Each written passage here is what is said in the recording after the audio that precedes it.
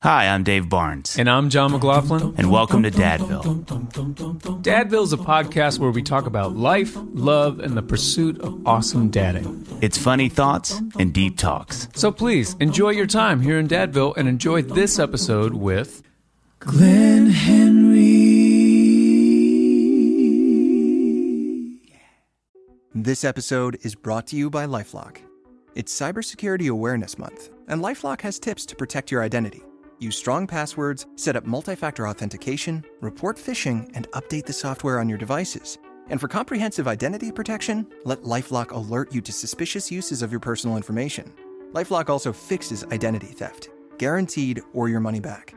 Stay smart, safe, and protected with a 30-day free trial at LifeLock.com/podcast. Terms apply. Just so you know, we're recording because the party has started. You're here. You look glorious. This is.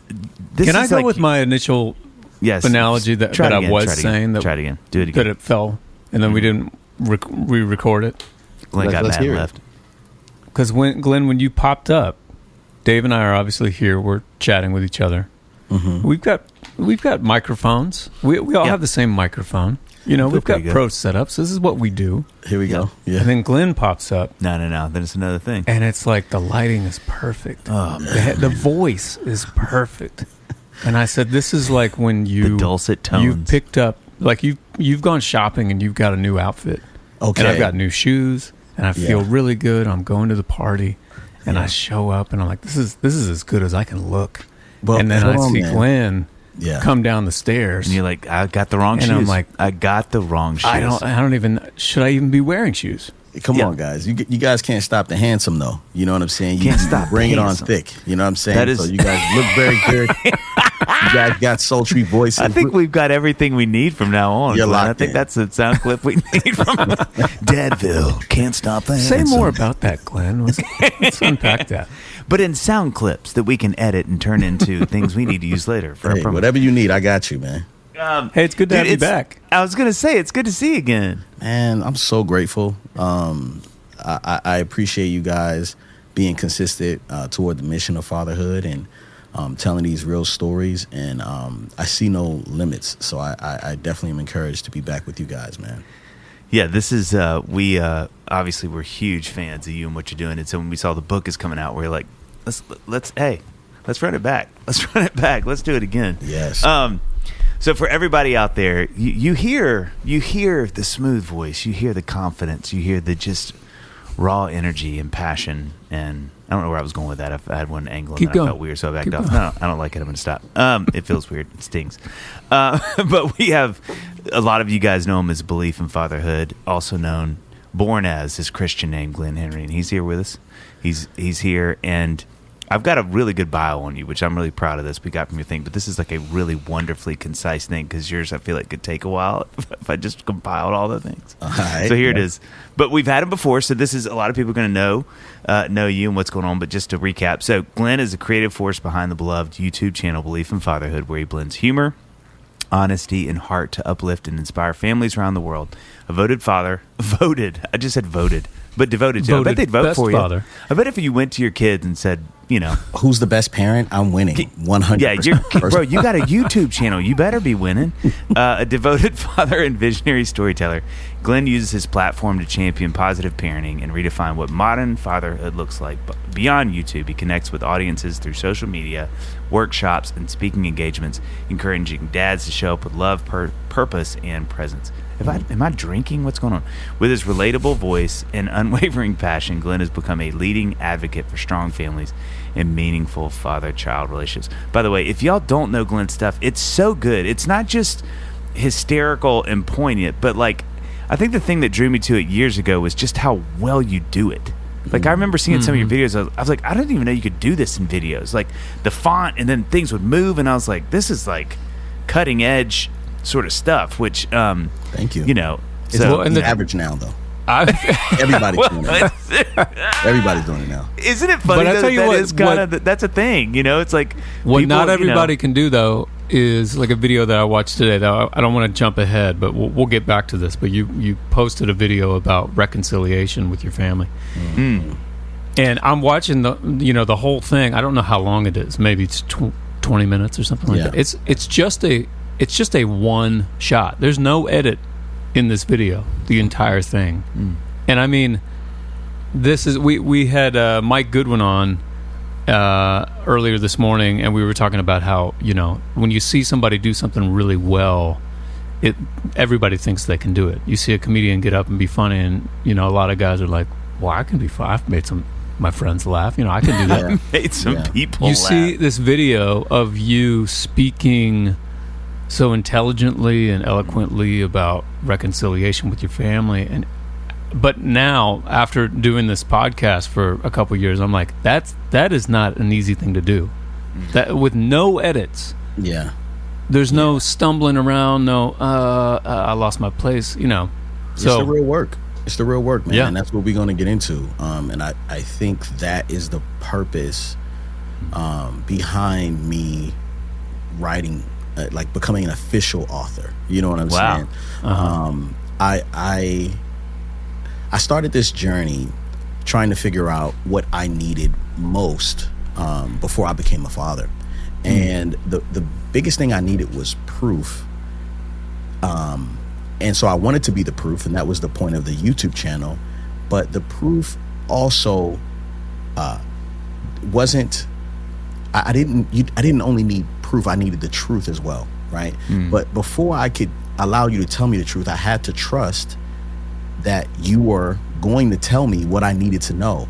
And that's why I showed so much of the failure in fatherhood, because I needed you to trust me. And the things in this book is not just for the father, but it's the heart of the parent that wants to father well. And what happens is we become parents and we start to idolize, and we start to like project, and then we start to be perfect in our own eyes, and we try so hard, and then our inner child is extremely jealous of the parent we are, and then we hold resentment for the parents we had. So Father Yourself First, right, is a book calling for you to honor not just who you are as a parent, but who you are as an inner child, and really father that person as well. So I am extremely excited, man. This is like my life's work. You know what I mean? Yes. So we get busy in it for sure. Was there like a something that happened personally as a dad that kind of kicked off you wanting to write this book from that angle specifically? And I totally failed, by the way, and not even mentioning the book. I just like cranked through the whole thing. Oh, you know I'm gonna straighten you out. We gonna get there. No, you were. I was like, I just thought, man, that's a pro. That is a pro that can go like, I got you. I got you.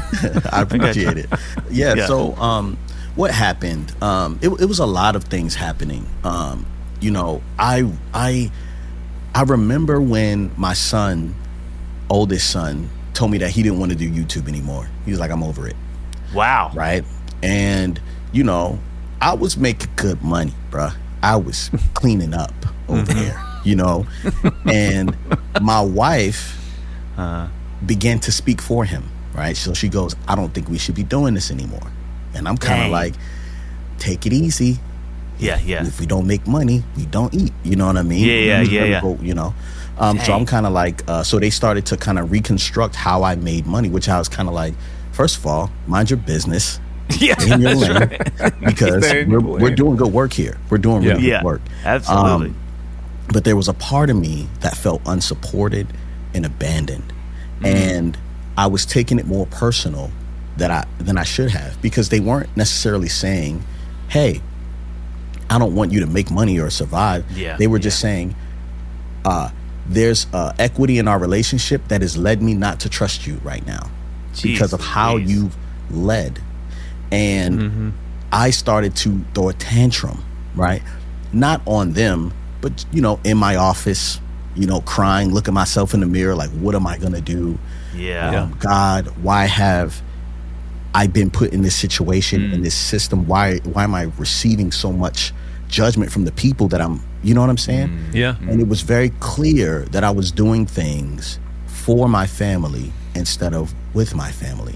Wow. Jeez Louise. Yeah. Well, I'm sure that's like an especially like unique situation because of the nature of your channel and what you do. It's like, well, I'm doing this for my family. I'm doing it with my family, but like I'm providing. This is the way that I'm providing, you know. Yeah. And you know, it's interesting watching my wife go through her own journey trying to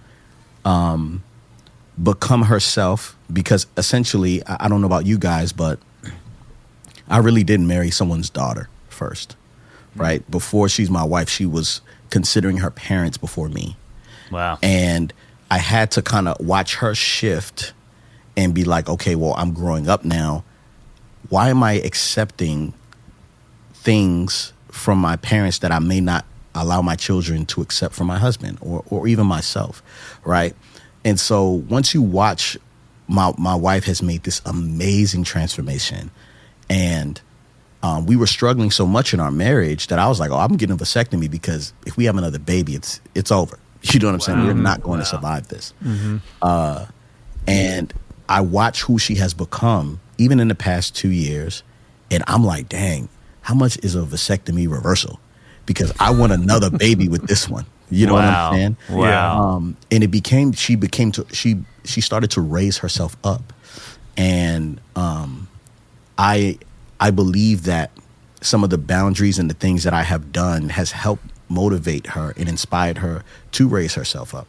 And I didn't want that to kind of stay solidified in the romanticized versions of YouTube I was doing, but I wanted people to be able to actually see all the invitations you get for your inner child to be a part of your children's life. And so, man, it's been an incredible, real work that has been hard. It has been diverse. It has been not lacking in grace.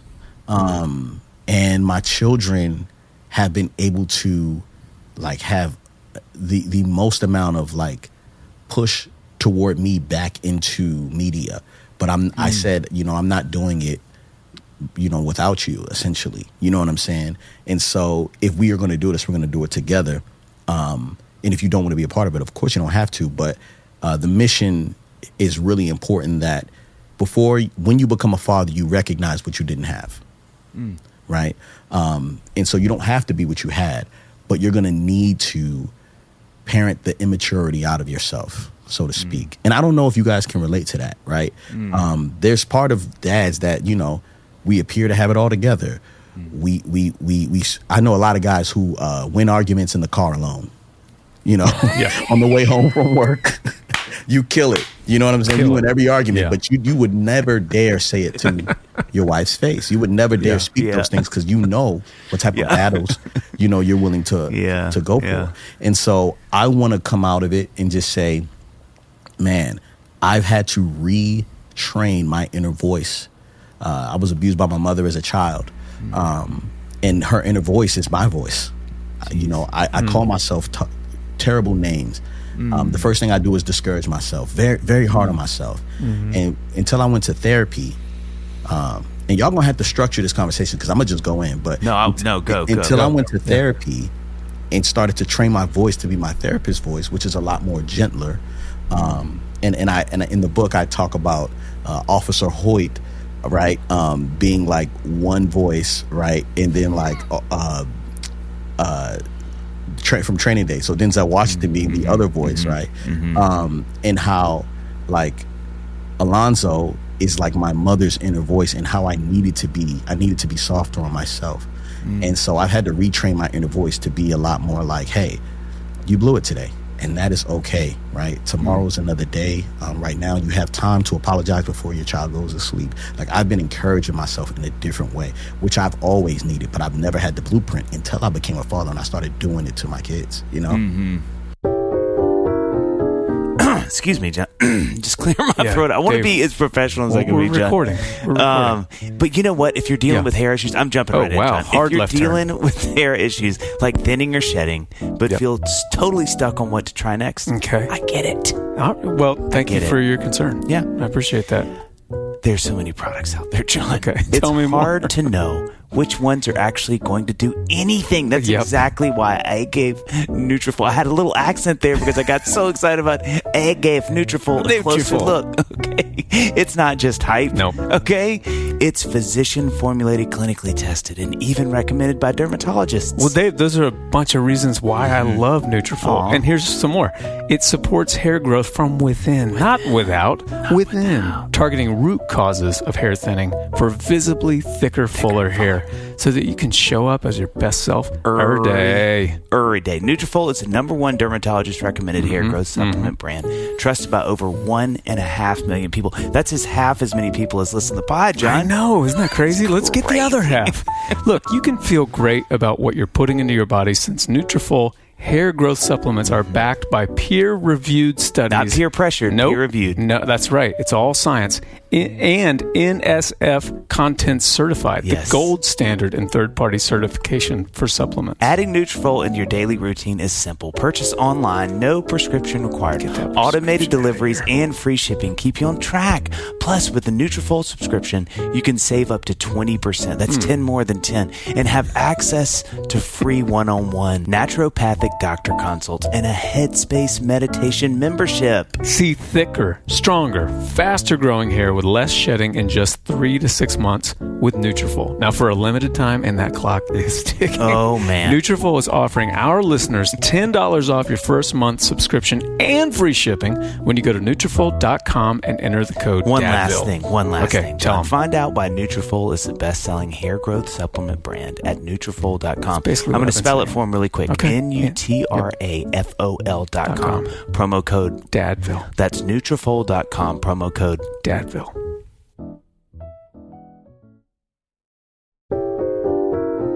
It just feels good to laugh, doesn't it, John? But I'll tell you what I've noticed as I get older. Okay. Ooh, I have serious. more and more trouble quieting my mind at night. Yeah. Like I'm trying to go to sleep, but I can't stop thinking about my to-do list, my errands, everything I need to get done. Listen, let me tell you what will help. Please do. Okay, some amazing sheets from Boll & Branch. All right? They help you truly unwind. Listen to my voice right now. This is because I've been sleeping on their sheets.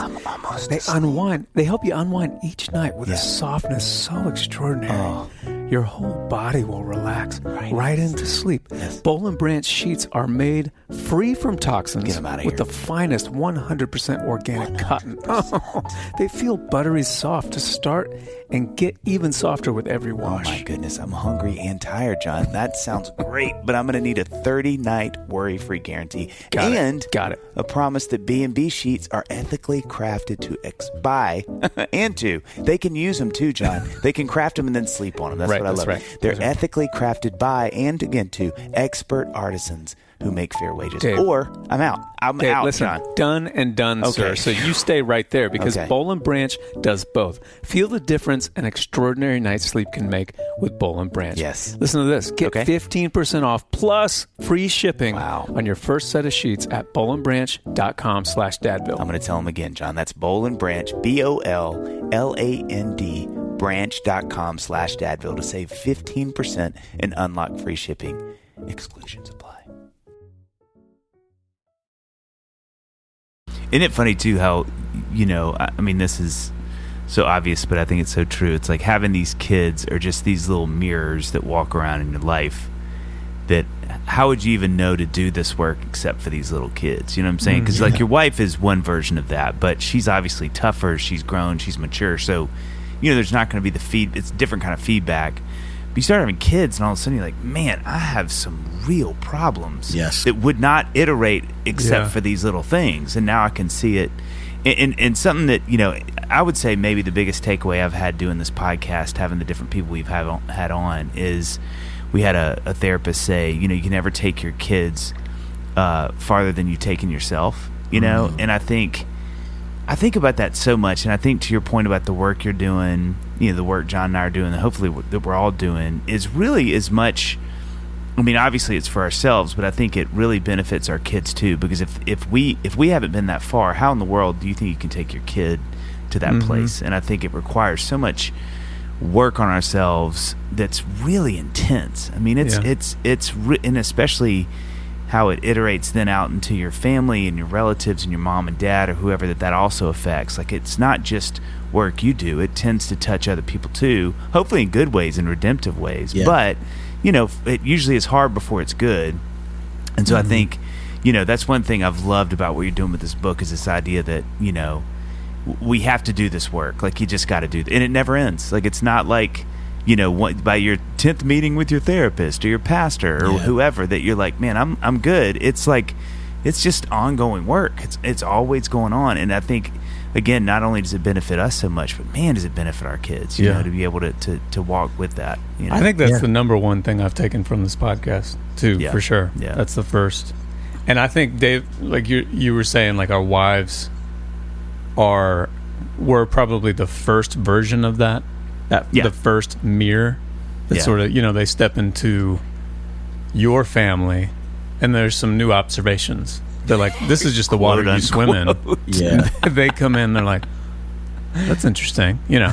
But I think the difference though is with your kids, like with my wife, whatever, criticism, maybe is too strong a word, but whatever feedback I'm getting from her, I can like bend around that bullet and deflect it and be like, well, hang on a minute.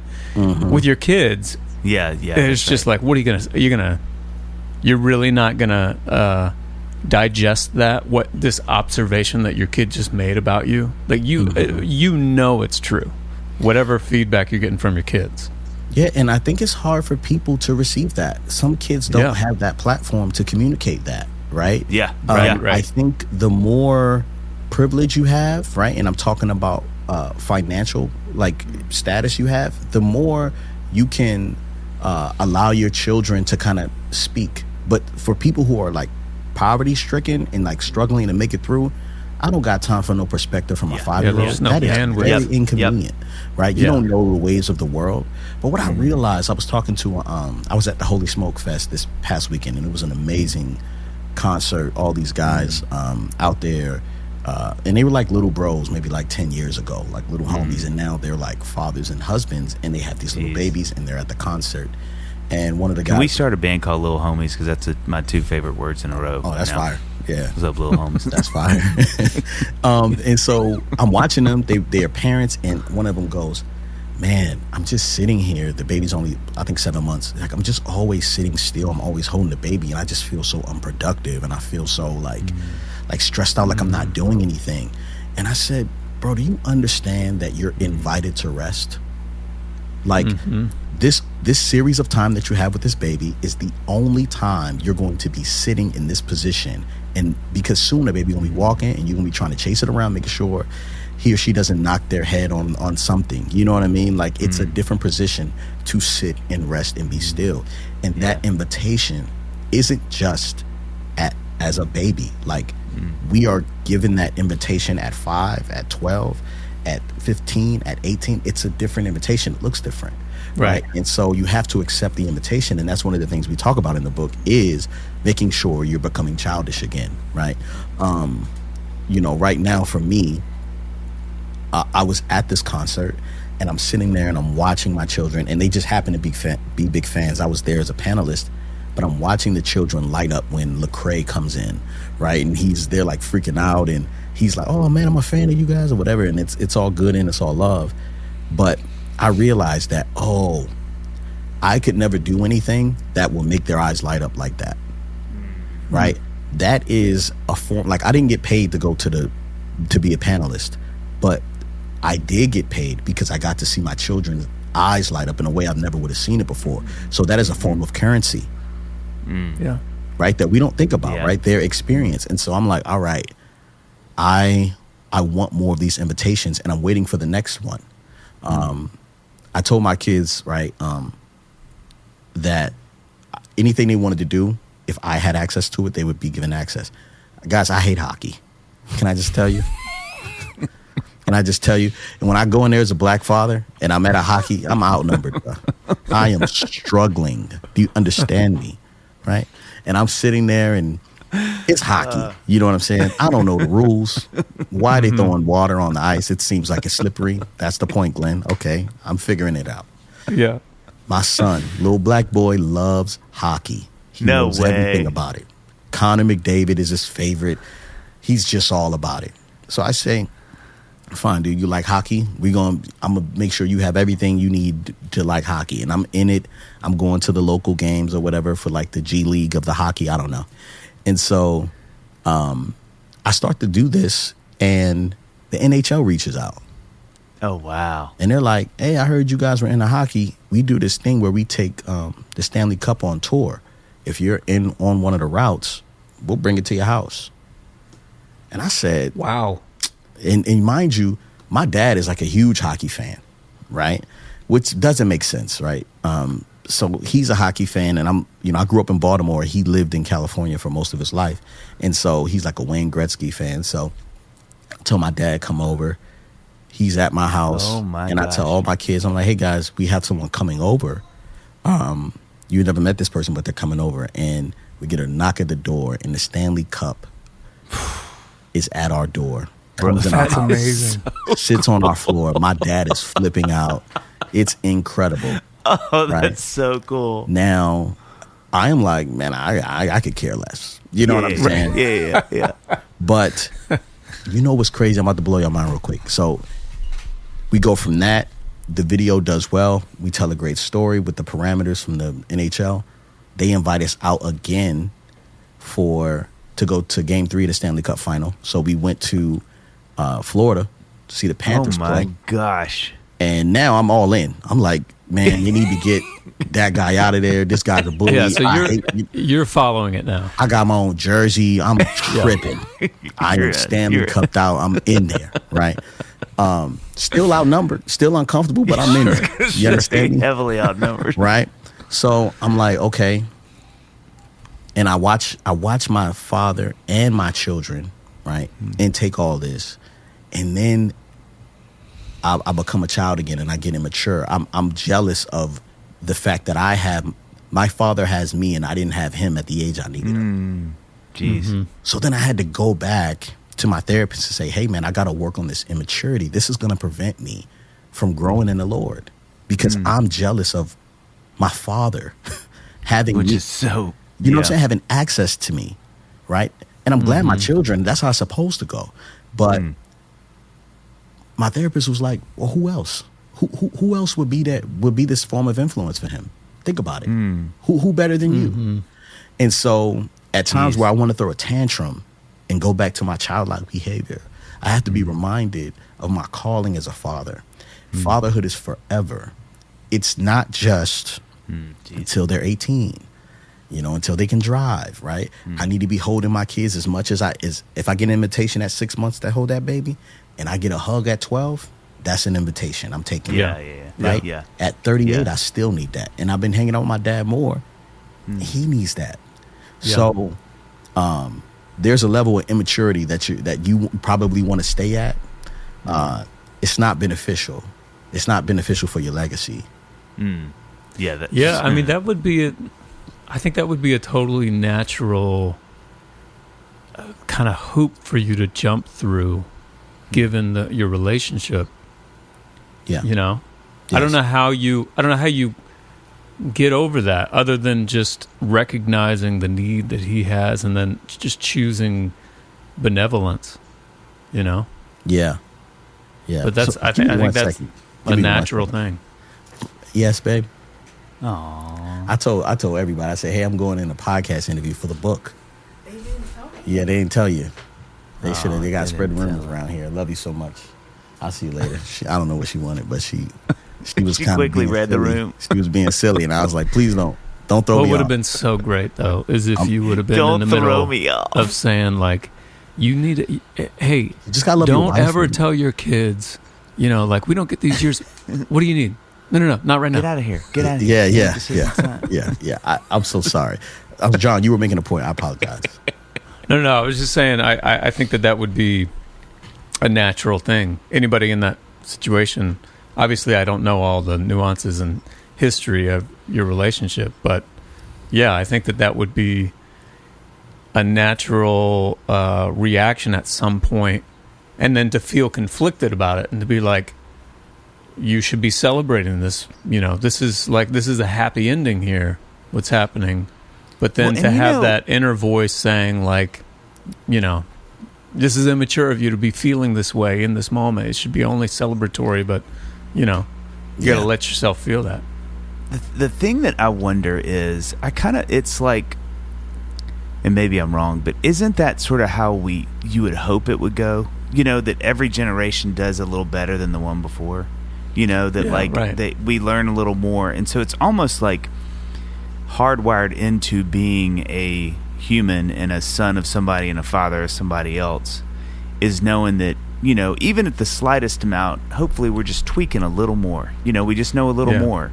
And so at some point, it's almost like God in a sense of humor is like, you're always going to have to, and again, I'm not saying no more like I'm smarter than my dad. That's not what I'm trying to say. But I do think, I would hope that when my son comes to me and he's like, man, what we're figuring out now is like this kind of stuff. And it's like, dang, I didn't know that. You know what I mean? Mm-hmm. And so I think like it just puts you in a posture with your son and your dad that's like this really interesting. That's what you're talking about, Glenn. Is like, man, it just feels like I don't know how to do that well. Like I'm not good at like when I realize my dad and I have a difference about something going, man, how do you, that's just a weird thing to walk through, because what you feel is like, no, he's supposed to know everything always. It's like you said, he never stops being your dad. So you're kind of like, I don't know. And then he's like, I don't know either. You're like, oof. Oh. Well, we're all like, what's crazy? So I agree with that. Every generation should get better. And I think this is true in multiple different cultures. I have not been around, like personally involved in too many white families. So you tell me, okay? But I'll tell you what we experience. Me neither, honestly. We inherit trauma very specifically, right? And we don't know we inherit it because we don't necessarily know what's in the bag. In chapter 1 of this book, the very first chapter is Father Yourself First. But I talk about how, you get a suitcase, vintage suitcase that was handed down from generation to generation. And every one of those suitcases got a little bag of someone else's trauma in that suitcase. Okay. Are you going to then give that same suitcase that's been inherited to each generation, right, to your child? Or do you say, what is in this, Dad? What is this? Where did this come from? Why do we do this? Can we unpack this and get rid of it? And we are not, as a culture, right, especially as millennials, I think we're the ones breaking this cycle. But our parents before us, they didn't care. They were just like, I'll just take it and I'll deal with it. Right. It's not my responsibility to be carrying around somebody else's garbage, because what happens is, and I know it's happened to all y'all because it happened to every dad, your wife packs the bag, you get up to the counter, you put the thing on a scale, and it's over 50 pounds. What's in the bag, bruh? Do we need all this? So now you're opening up all your garments and all your stuff, and you're figuring out what's in the bag. Do we really need a hair dryer? They have these at the end. I like this one though. We don't need this. Throw it in the trash. We don't need this. We don't need my wife used to carry textbooks because she was a math school teacher. Like she was gonna work on vacation. You're like, you don't need no textbooks. And guess who got to carry the bag? Right. Yeah. Right. So I'm here to just say, I know I have my own trauma, and I don't want to pass it down. I want to lighten that load as much as possible. So yes, every generation should be getting better, but how much better can we get if we don't know what happened? Well, what's profound about knowing what's in the bag is two things, as you're talking about. It's like, one, that you can open it up and see what you have, right? So you're familiar. You're like, man, I do this, and I was given this thing, and this is what I got to deal with, right? So you're looking at it, right? So point one is that you know it, but point two is when your kids come in and say it, you know it. Mm-hmm. So it's not just that you know it, but and this is something I see that's so consistent. So many of my friends and their parents, and we talk about this on Dadville a good bit, and man, do I not want to be this way, but I know I am, but I'm going to try my best not to, is I've just seen so many of my friends go to their parents and say like, hey man, so I've done this work, like, Dad, can we talk about this thing, right?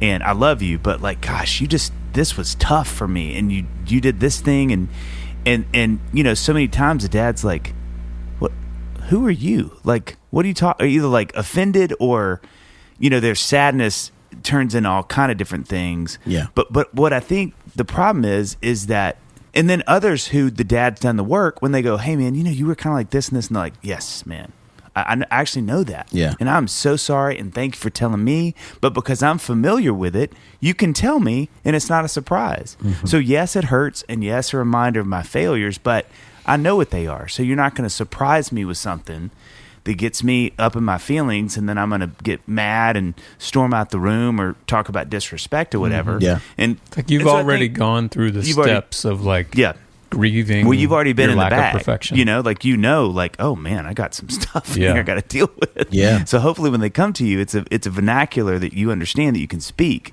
you know, and it opens up that communication and that relationship.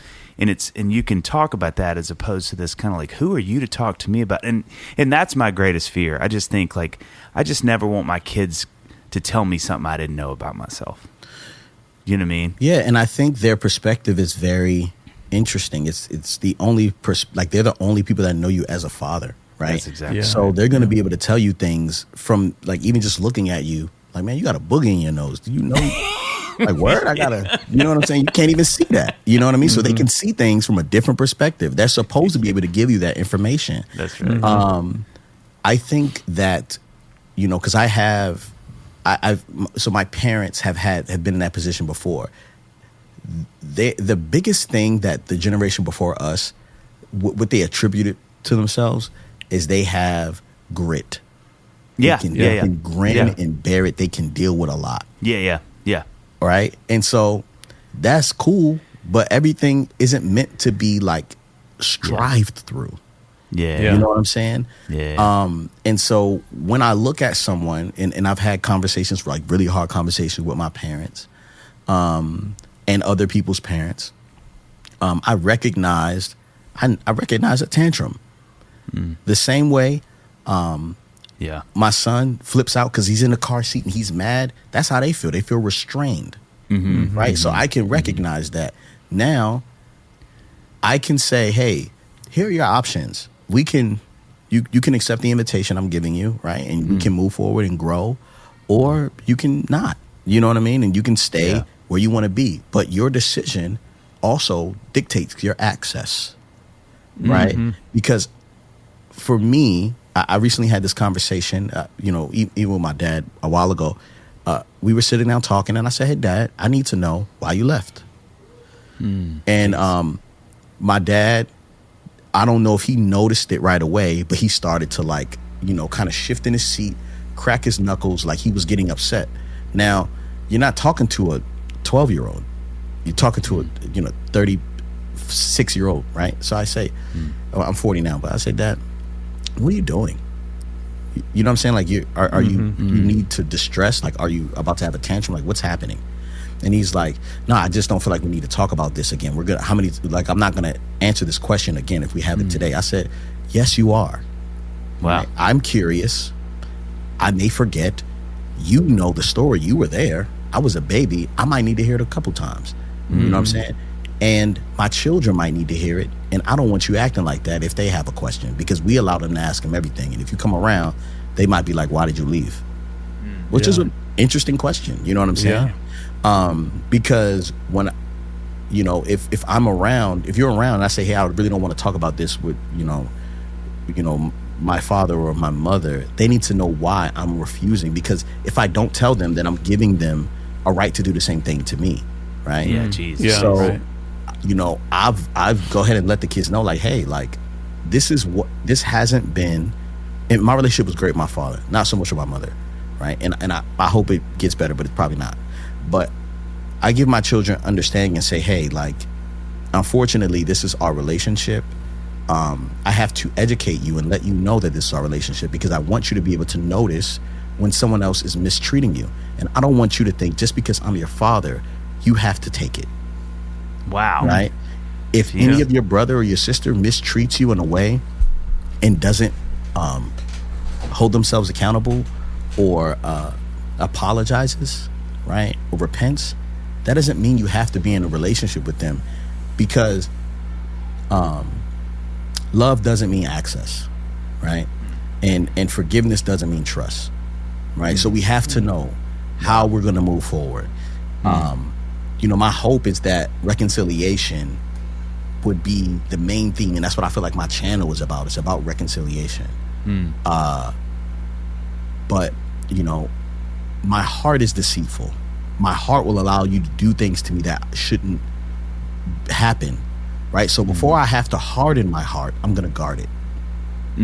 Right? I'm gonna guard it because it's gonna leak, right? I'm going to have I'm gonna have a tantrum. I'm gonna say something that I don't mean and try to hurt you, right? Because I'm passionate, right? So before I even have to get there, I'm just gonna put up these boundaries so that you're safe and I'm safe, and I'm gonna let you know the rules to come back in. So I have a question for you, because you talk about this in the book some with community and mentorship. Like when you think about, like we've said, kids have this. I love the booger analogy because it's so true. But like they have this perspective, right, on us, and they always will. That nobody else has. So does our community, right? So do the other people in our life. So what does that look like to you when you? Because I think a lot of people, I am thankful for my friends, and they mean the world to me, and they're essential, right? But community is a little bit of a tricky word, because some people can see it as like, oh, that I am in a community, or this is my community looks like. But when you think about it and you talk about it in the book, like what does that look like to you? How would you encourage people toward that are listening, like in how you think about it? Yeah, I think that it's people, there's one thing, it's like so many different kinds of community, right? So there's like, this, church community, there's like life group, we may hang out, we do life together, we celebrate together, we mourn together.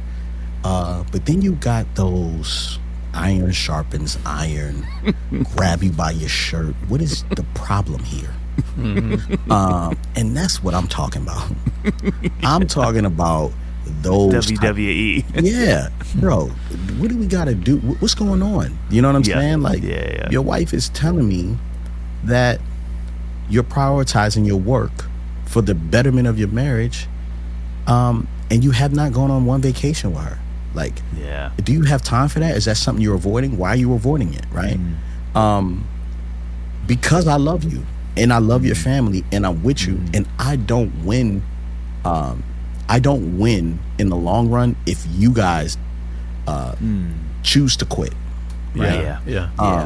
I remember I was talking to somebody in my life, and I was like, hey, I need a mentor, and this person is vested in our family. So I'm like, hey, I need you to tell me. He's an older black man. I said, I need you to tell me what's coming up in the road that I may not be able to see. What are the speed bumps, the detours I need to take? What are some things that men fall to because I don't want to fail, right? My family.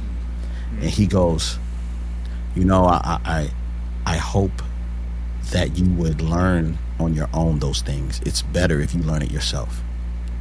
And I said, what? That's very, if I felt coward. I felt the word coward. Like, okay, this makes no sense. So I asked another older black gentleman. I said, listen, anytime I ask somebody this question, they don't give it to me straight. And I was angry with the last man, but this response helped me. And this was actually Eric Thomas, E.T. the hip-hop preacher. He's a motivational speaker, goes all around the country. And he goes, I can't tell you what's coming up, right? I don't know what's going to happen. I can't predict the future, but I will say, don't forsake your sacred circle. Wow. Right? There's a group of men in your life that always have kept it real with you, that hold you in a certain way, that will hug you longer and feel you, and you can cry on their shoulder. There's men like that in your life. Don't get popular out of that. Don't let the world pull you away from them, because they're going to be able to help you get through those detours and around those objects, right? When you see them coming in the road. I felt that, and like that night I was like, hey guys, I know we aren't doing a life group anymore with the families, but I need to connect with my guys. Wednesday night, my office, we can play pool, we can chop it up, we can talk Bible, let's just get together. And that is how it's been. I still have those guys in my life now, and I don't see that changing. And I've even got more of those, right? Yeah. And so that's what I mean when I say community. I'm talking about brothers who want to be great in life, but don't want to forsake that, forsake their families for that greatness. Dave? As the weather cools, I'm swapping in the pieces that actually get the job done. Yeah, I wish you'd wait till I leave. You don't have to do it right now. No, stay. Okay. I promise it isn't weird. Warm, durable, and built to last. And Quince delivers every time with wardrobe staples that'll carry you through the season. Amen, Dave. Quince has the kind of fall staples you'll actually want to wear on repeat, right? Like 100% Mongolian cashmere. From just $60. Yeah, you heard. Go ahead. Rewind this, because I'll say it again. $60. Yeah. Classic fit denim and real leather and wool outerwear that looks sharp and holds up. I've been all over the denim Warren stretch slim jeans, John. I know it. I love in them. a weird way, but I well, get it. I am weird if not anything else. The denim is durable and fits just right. And the real leather jackets bring that clean, classic edge without the elevated price tag. That's right. And Dave, Quince even has home goods, right? We needed some new silverware, and we got a Bistro 20-piece flatware set for only $170. What? That's right. Only $170. I can't stop eating because I just want that flatware in my mouth. I don't mean to interrupt, but I have to know this. What makes Quince different? I'm glad you asked that, because I was going to tell you even if you didn't ask. Okay. Dave, Quince partners directly with ethical factories and skips the middleman. Yeah. So you get top-tier fabrics and craftsmanship at half the price of similar brands. Layer up with fall pieces that feel as good as they look. Go to quince.com/dadville for free shipping on your order and 365-day returns. How do they do it? That's QUINCE.com/dadville to get free shipping and 365-day returns. Quince.com/dadville. This podcast is brought to you by Carvana. Carvana lets you buy your next car on your terms. Explore a massive inventory online, filter for what matters, and find your perfect match. Then choose delivery to your home or pick it up at one of Carvana's iconic car vending machines. Every car also comes with a 7-day money-back guarantee, so you can make sure it's the right fit. Buy your car on Carvana. Delivery or pickup fees may apply. Limitations and exclusions may apply. See our 7-day return policy at Carvana.com. Carvana. I like that outlook on it, not wanting, like those mentors could have probably given you, like, here's what, the snares were for me. And maybe that would have been helpful. It would have. But it maybe would have given you some false sense of, like, readiness or whatever. And I like that. It's really just about, like, hey, whatever's going to happen is going to happen. You just got to have your guys with you to walk through it. I like that. I think that there's a level of embarrassment that people have, a shame that they don't necessarily want to, expose about themselves. Mm-hmm. I'm a little self-deprecating. Right, especially men. So I like sharing, like, look, man, this is what I did, because I don't like people's expectations to be too high. You know what I'm saying? I want you to know, you come over, you might see some laundry on the floor. Don't think too high of me, please. You know what I'm saying? I might curse you out. Like, who knows what happens over here? You know what I'm saying? So I like that. I like that honesty, because when you're new, especially when you're coming from somewhere like a broken home, you can have a tantrum about normal things, but it's not normalized, so it's not normal. My wife wanted to... She was having a catastrophe. She was going through something, and she was ideating very harmful thought. And she told me that she needed to go away to a silent retreat, and that she would be gone for 3 weeks. And I said, where? She was like, in the woods. And I was like, girl, I've seen you in the woods. I've never seen you use a compass once. Doesn't go well. Right. If you lose we could lose you forever. Who knows where you're going to end up, right? You don't carry no bear spray. You don't have situational awareness. You know what I'm saying? Like, I don't know what you're talking about. So the fact that my wife wanted to leave me for 3 weeks to go to a silent retreat where she was with a therapist, and she was going to be, like, really going through a lot of that, family of origin stuff. I was too immature. I had a tantrum. I didn't know that is something that somebody would need. But if someone would have told me, hey, there might be a time where your love and your hope for your wife is not enough. Mm-hmm. She's going to need somebody around her. And it was E.T. this same time, Eric Thomas. I was talking to his friend and I told him, I was anxious and I was discouraged because my wife left. My sister had just passed away. I was freaking out. Mm-hmm. And so he was like, so E.T. called me. He was like, yo, I heard you were nervous about letting your wife leave. Tell me about that. I said, I'm anxious. I think something's going to happen to her. And he said, okay, your wife has been operating at 20% for the last 10 years. And because she is the Michael Jordan on your team, we want her at 100%. So can you allow your wife to go away for 3 weeks so we can at least identify what she needs in order to get her to 100% so that you guys can operate in the greatness that you want? Mm-hmm. And I said, yeah, I can do that because I do want my wife at 100%.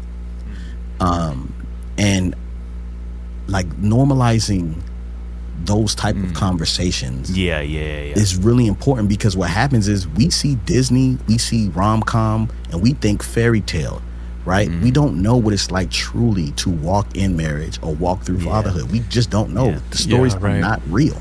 Yeah. They're fabricated. Well, isn't it funny too that we think we know? That's what I kept thinking as you were talking, Glenn. It's like for some reason we think life should go like we natively know everything we need to know inside of ourselves, and that the need for anybody else is failure. That somebody call me and be like, hey man, like I've been noticing this thing and it's making me a little nervous about you, and I'm like, exactly. Well, I did something wrong, and then it's like, and I think to your point, I love that word, but normalizing the fact that we don't know everything and we need so desperately people to walk alongside us and sort of say, hey, you got this blind spot, there's this semi coming up hot on your left and you got your turn, you get your blinker on, and I think that it's really revolutionary, to give yourself the grace of like, oh yeah, I don't know. And I think that and I think what I've found in community is it's just a muscle. It's like the more you do it, the more you get okay with going like, yeah, I do need this help, and not only do I need it, but gosh, is it beneficial? And then it's like the more you do it, the more you want to do it. Yes, it keeps you in that posture of humility too. Yes. And I think it's so hard to do what you're encouraging guys to do, Glenn. Like once you do it, once that first guy starts actually sharing real things, not the thing that you could share that would be like just vulnerable enough but safe, the one underneath that you don't want to share. Once you start sharing that, then every time it works, every time. But it's really hard for men especially to do that and to keep it going. Well, and I think I was just gonna say quickly, Glenn. I think something that's so beautiful about this book, and what I think a big part of your kind of sort of messaging has always been that if we can show our kids that. Like, what a gift to take the burden off your kids of like, you got to be good at everything all the time. Right. Yeah. And you need to know everything you know. But man, what a gift that when they see me in friendship with other men that love me and care for me, and that I can look at them and go like, oh, I don't know. Like, Dad, how you do this? I don't know. Let's call. He knows how to do it. Let's talk to him. And it's like, I'm showing them like, I don't know everything. And you don't need to know everything. That's not the point, right? But I know somebody that does know that, or I know somebody that can help me out. And I think for me, man, that is a gift I really want my kids to get from me. It's like, I don't know everything. Like, and that's great. That's good because, I'm a human, and so then it takes that weight off of them of feeling like I got to move through the world and know everything. Yeah. And it's like, no, you don't, And it's crazy. It's like I talked about the fellowship, the one-on-one fellowship. And I have to say that the book does drop on November 4th. You gotta know that. That's come on. You can pre-order it now. What are we doing? Father yourself what are we doing? And I don't know, man. You guys are all over the place. Let's get it though. So the book drops November 4th. But I want to tell you, one book that I was like, man, I love this book, and it's so great. Was Intentional Father by John Tyson. Such a solid project. I can't. He intimidates me. those thoughts. I'm like, how are you doing all of these things with your children? Yeah, he's a real one. You know what I'm saying? He's a real one. Some of the questions he put there, some of the assignments he told us to do, you know what I'm saying? I thought that was a great book. But I wouldn't even have checked it out if I didn't have a friend like Jefferson Bethke, right? Oh, yeah. Who, you just watch him, right? You have to be looking for people who are doing that real work and asking questions. Man, is it really like that? What is it costing you to do that? Wow. What is it costing you, like, to work on that relationship? Like, and I asked, what is your schedule? He's like, man, this is when he was living in Hawaii. It's like, yo, I wake up at 4 a.m. I go to the gym, and then I do all my work, and it's done by 12 so that I can help my wife homeschool. Like, what? You know what I'm saying? Like, different person, right? And then I think it's important for young men to serve families. Okay? We are in a space where young women have access to families. They get to see it, right? If I didn't have access to my homie Pat and his family, I wouldn't have ever wanted to be a dad. He was my proof. He was my like, oh, you can have 5 daughters. He's 6 now. 6 daughters. They all be in the house, and Should everybody we just stop feels like and pray for Pat right now with 6 daughters? Because I just started sweating immediately. Yes, Lord. But let me tell you how this full circle, right? I'm watching him, and I was like, oh, I can be a dad. I can do this. I can work hard. I can have these conversations. He's talking to me, dropping gems. And I said, Pat, why did you allow me in your house? Like, you didn't even know me like that, right? One, he's a pastor. But he said, Glenn, because you made yourself available. You would get off of work from the men's warehouse and just show up to serve the kids at the church in a suit. You wouldn't even change your clothes, right? And you kept accepting the invitations with those kids, and it allowed me to be like, yeah, anytime I told you something, you did it. You listened well. Pat, a great man, love him to death. I mentioned him in the book.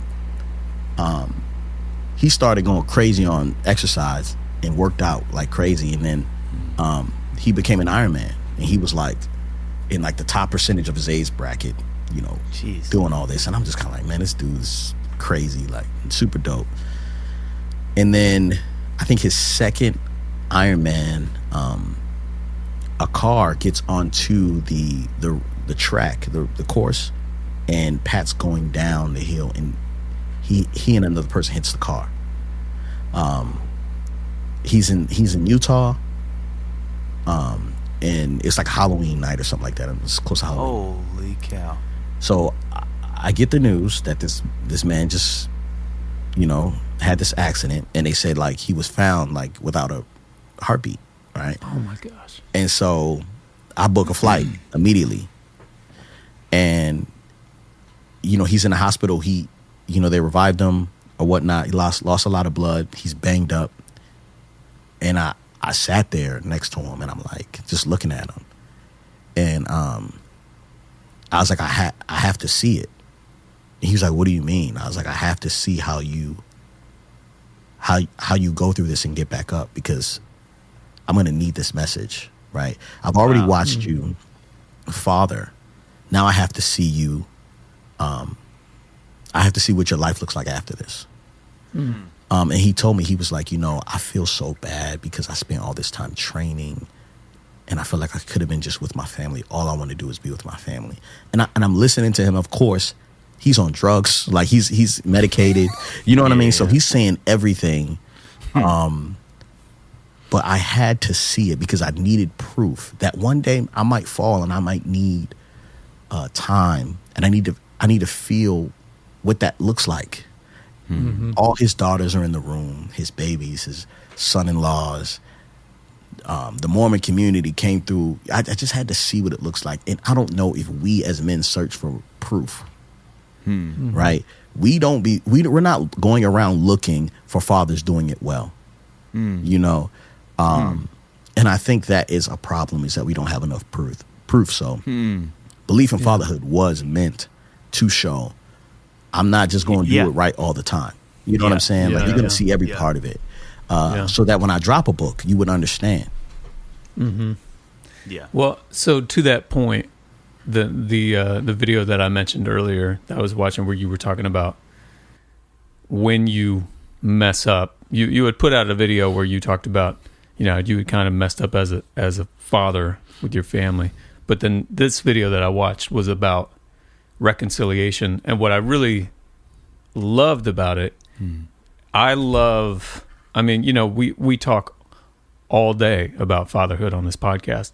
I really love when somebody gives you, like you were saying, John Tyson did in his book, like, give me some tangible, like, here's some things you can do when you find yourself in this position, which I can only speak for myself. I find myself in this position to different degrees all the time, where I'm laying in bed at night and thinking about how I didn't quite nail it that day as a dad. So, like I said, it was a longer video. Everybody should check that video out, in addition to buying the book on November 4th. But can you talk a little bit about that video on reconciliation? I've done a couple. I don't know which one you're talking about, but I would say that there is a process to reconciling. I think that the issue isn't so much reconciling, it's identifying why you need to reconcile in the first place, right? And that's because you may have lost trust. Yeah. Okay. Now, when someone doesn't trust you, you can't get right to reconciliation. You have to admit, or at least agree, that you're untrustworthy. Of course. Of course own you up don't to it. trust me. Yeah. Right? Like I recognize the fact that I've put you in a position to feel in danger, and you might need to protect yourself. And so how can I put up a shield with you, right, before I ask you to let your guard down, right? So let me protect myself, protect you from me, by at least recognizing, hey, there's a problem here. I screwed up. We can't talk about reconciliation unless we're even able to confess, I'm sorry, I did this, right? Yeah. And then I am willing to work in this specific way to prove to you that you can trust me again, right? So you have to develop a plan. I have plans with all the kids, right? I have plans with my wife. There was a point where my wife was like, you know, I don't believe you really want to work, you know? And I was like, I'm a rapper. You know what I'm saying? What are you talking about? You married a rapper. What do you mean? Of course I don't want to work. I want to rap. What are you talking about? Like, you're just figuring this out? Yeah. And she's like, you know, that's fine, but like, why are you so like against working whatever job to put food on the table? And I had this like thing where I wanted to work a certain type of job. And I was talking to Pat, right? And she told on me. She, you know, they're our mentor couple, right? Him and his wife. So she told on me, man. And I'm sitting there in front of Pat and his wife, and he's like, why should she trust you? I was like, because I married her. And he's like, you still got to prove to her that you're willing to do the work. Man. What's wrong with you? Right? So I'm like, all right, fine. I'll apply for Target. Whatever. You know what I'm saying? I had to prove to her that I would do anything. So I ended up working as and shout out to all the CNAs out there, you know what I'm saying, all the caregivers. I was a CNA. Wow. I was a caregiver.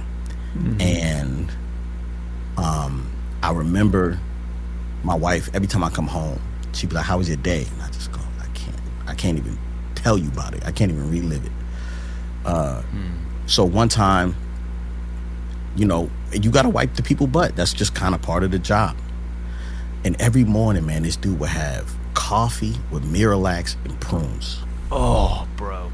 And I was getting mad. He's just staring at you the whole time he's drinking it.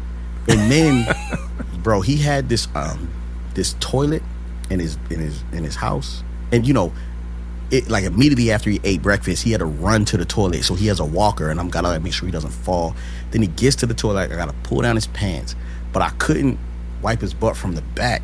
I had to go under. Oh, so wow. I'm wiping his butt, and like pee dropped right here, right where the glove ended and my sleeve stopped. And I promise you, bullseye.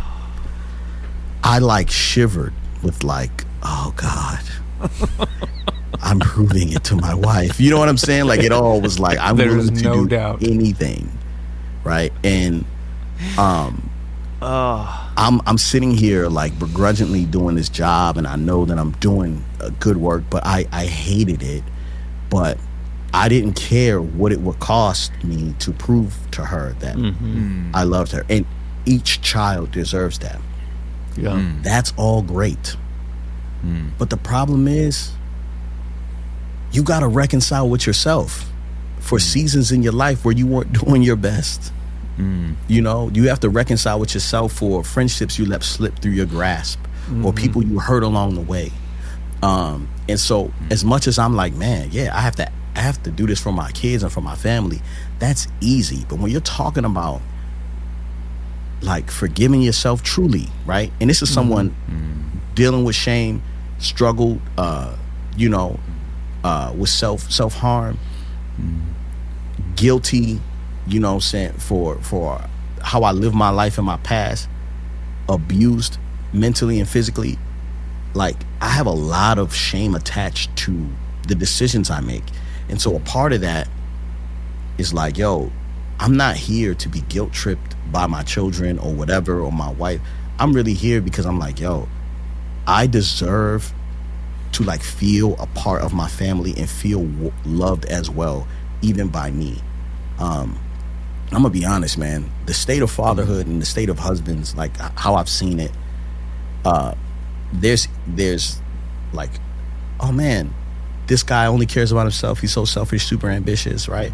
Or there's like this self-loathing. I do everything for my family.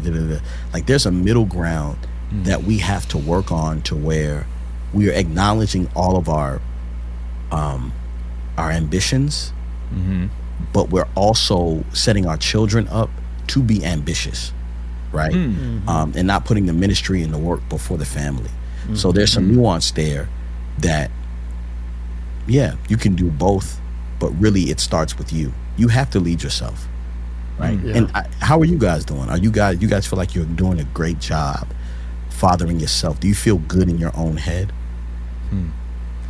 I mean, I definitely acknowledge when you're laying it out and you're talking about, you know, the sacrificing for your wife and showing your wife you'll do anything. I think the part in that video specifically that I really resonated with was you have to show the cost. Like you have to pay something for this kind of. Yes. You know, like you have to show your kids that I am going to, you know, there's no selfish endeavor here. There's no overlap. I'm doing this just for you, you know. Yes. All of that is easier than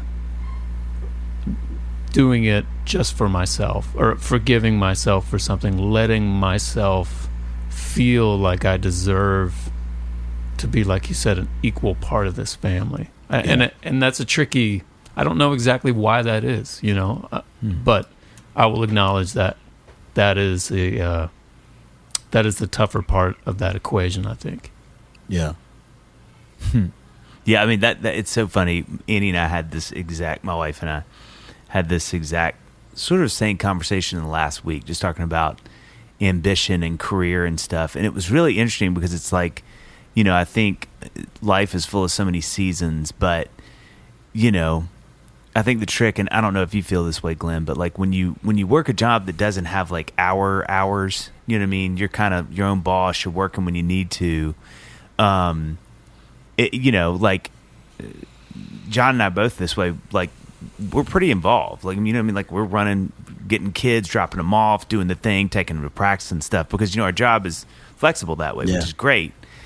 But I think like it was really sweet. Annie, like in the last week, was like, hey, like I feel like we're at a really good place if you feel like, you know, you kind of need to get out there and try some things, you know? And yes, it was really crazy because where we ended up landing was, I was amazed at how much I had just sort of like not shut that off at any, that's not what I'm trying to say, but I think I was like, I just haven't even sort of thought that way in a while, because I know like, hey, I need to be around, I need to help, and God in his kindness has let, you know, me be able to do that, which is so great, and I'm so thankful for that. But it's been like a weird mind tweak to sort of go like, what do I want to do? Yes. Like sort of like, you know? Yeah. And so I think for us, it's just this funny conversation of her basically being like, hey, if you need to, like, hey, like we're good. Like kids are great. Like I feel like we got the thing. It's pretty sussed out now. Like, you know, we got the people where we need to be and everything. And the kids are old enough to where they're not quite as needy that way. And so now it's this, you know, interesting season of going like, oh man, all right, like, what does this mean? And then having to deal with some of my own stuff again, sort of. That's like, because ambition to me is a really tricky thing. Yes. So it's like, you know, having to square Feel up with guilty like, for having it. yeah, and I think too, it's hard to not. I mean, I think every man probably has a different struggle, but I know mine is like, you know, ambition, you know, can take you away from your family. Yeah. It like takes you away from the one thing I'm like, you know, it feels like that's the one thing I know I'm supposed to do is be a dad. The rest is a little up in the air, you know? Yeah. And so I think engaging with that again is a really interesting,